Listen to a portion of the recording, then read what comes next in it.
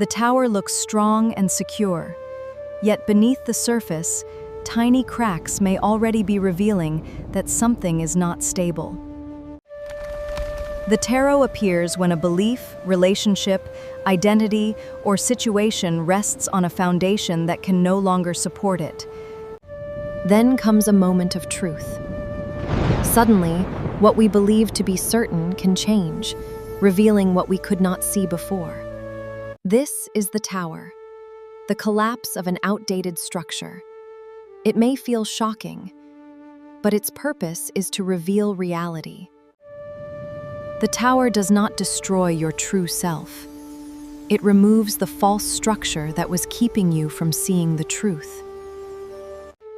In everyday life, this may feel like a breakup, career change, unexpected news, or the end of a belief you depended on. At first, the tower can feel like loss. But beneath the shock is freedom from something that was never truly stable. Once the old structure, you can rebuild. This time, your foundation can be based on truth, awareness, and authenticity. So when the tower appears, ask, what truth is ready to set me free? The tower clears space for a truer journey.